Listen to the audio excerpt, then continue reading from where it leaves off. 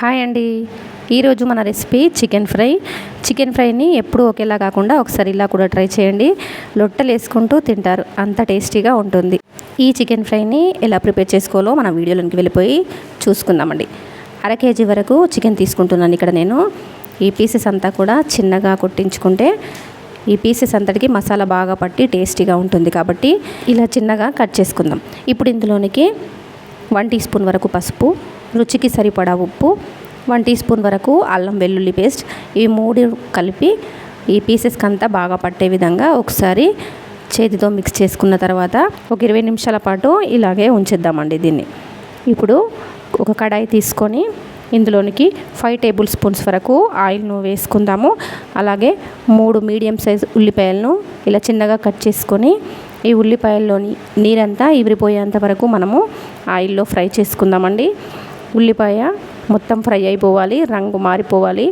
అలా రంగు మారితేనే ఈ చికెన్ ఫ్రై అనేది టేస్టీగా ఉంటుంది కాబట్టి మరి ఈ విధంగా స్పూన్తో కలుపుతూ ఈ ఉల్లిపాయలంతా కూడా రంగు మారేంత వరకు ఇలా అయిన తర్వాత ఇందులోనికి 1 టీ స్పూన్ వరకు అల్లం వెల్లుల్లి పేస్ట్ని కూడా వేసుకొని అల్లం వెల్లుల్లి పేస్ట్ కూడా పచ్చివాసన పోయేంత వరకు ఈ ఆయిల్లోనికి ఫ్రై చేసుకున్న తర్వాత మనము కలిపి పెట్టుకున్న చికెన్ పీసెస్ని ఇందులోనికి వేసుకోవాలి.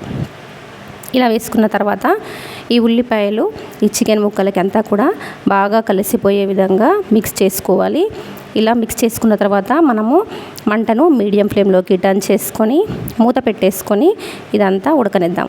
ఇది ఉడికేంత వరకు మనము ఇందులోనికి మసాలాలు ప్రిపేర్ చేసుకుందాము.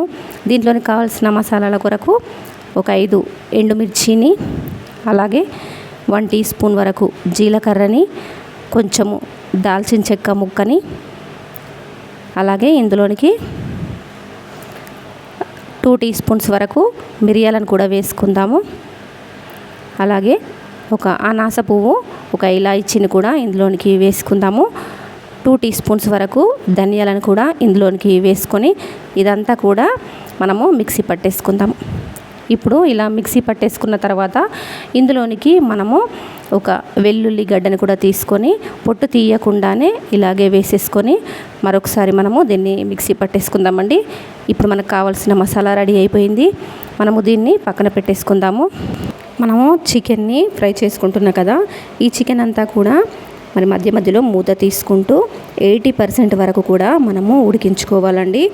మనం మూత పెట్టేసి అలాగే ఉంచేసినట్టయితే అడుగంటిపోతుంది కాబట్టి అడుగంటకుండా ఉండడానికి మధ్య మధ్యలో మూత తీస్తూ కలుపుతూ మళ్ళీ మూత పెట్టేస్తూ 80% వరకు కూడా ఈ చికెన్ను మనము ఉడికించుకోవాలండి.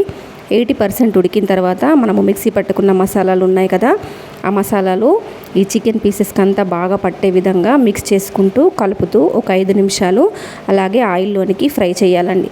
అప్పుడు ఈ మసాలాలన్నీ ఈ చికెన్ పీసెస్కి అంతా బాగా పట్టి టేస్ట్ చాలా బాగుంటుందండి.